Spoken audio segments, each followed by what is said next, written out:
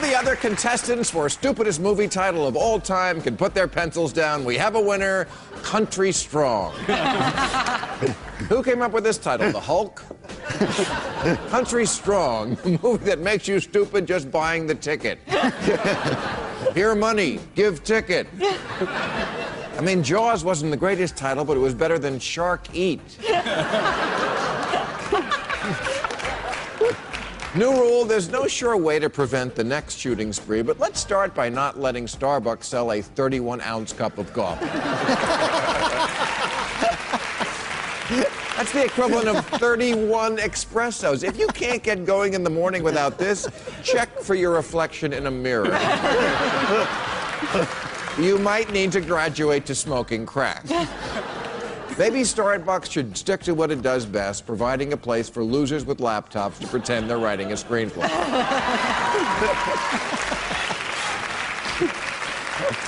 New rule, instead of making a YouTube video out of the guy who had a rat crawling on him after he fell asleep on the subway, how about waking him up and saying, "Dude, you have a rat on you."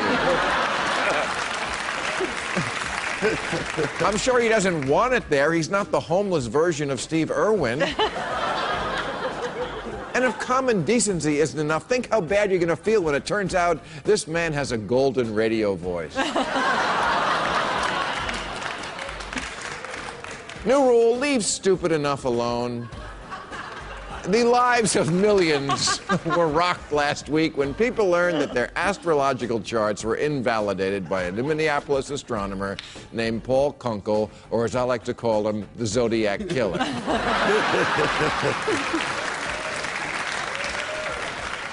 Look, if you're panicked because your zodiac sign just changed to Ophiuchus, and now you don't know what your traits are, let me help.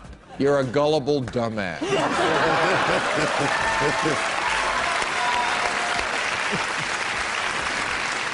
New rule, forget the trade, currency, and human rights issues. These two must give the world what it wants and sign on for Rush Hour 4.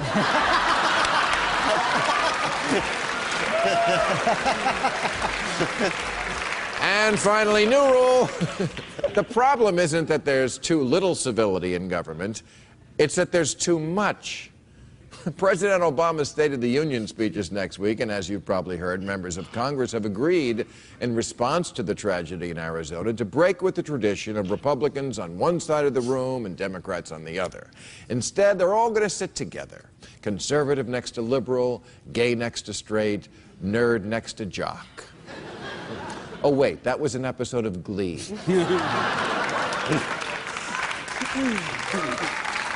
In any event, the two parties are coming together and they've agreed Joe Lieberman has to sit by himself.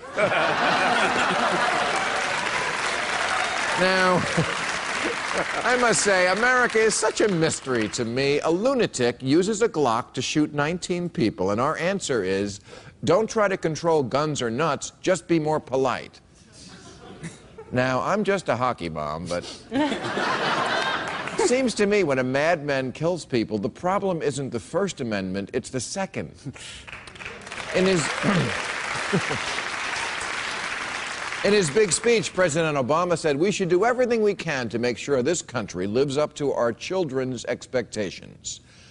The first of which, I'm guessing, would be to live in a country where children don't get shot when they leave the house. That's what's important. Who gives a damn if politicians mask their disdain for each other with forced niceties? They do it already. My good friend from the great state of Alabama. As if they're really good friends, or anyone outside Alabama thinks it's a great state.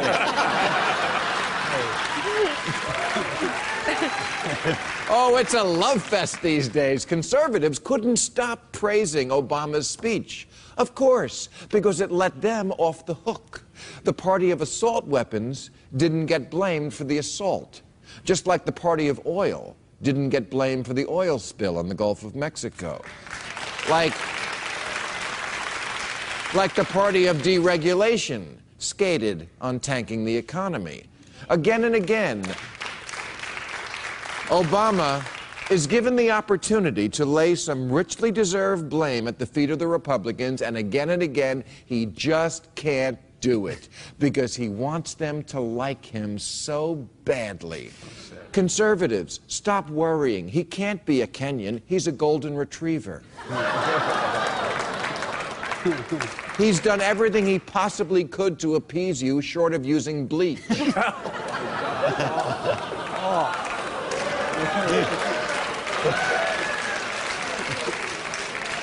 And when Obama says, find common ground, oh, here comes the bullshit now. Because whenever a Democrat seeks common ground, he always seems to find it right where the Republican was already standing. 10 years ago, we had a ban on extended ammo clips so that people like this walking Thorazine ad couldn't kill supermarket crowds hassle-free. The Republicans killed that ban, and now the compromise is we can never get it back. I think the old word for that was surrender. Republicans, please note, are not taken in by the myth of common ground. They never move an inch on anything. Gun restrictions are always bad, taxes are always too high, and there's nothing on earth that can't be improved by adding either Jesus or bacon.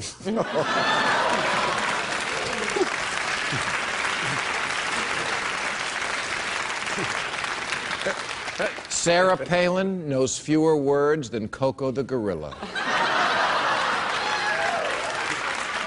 But it's not a coincidence that two of them are don't retreat and the other is reload. Thank you very much, everybody. Thank you, panel. That's our show. I want to thank Steve Moore, Rachel Maddow, David Stockman, Russell Simmons, and Michael Hastings. And don't forget to watch us now on HBO.com. Thank you very much.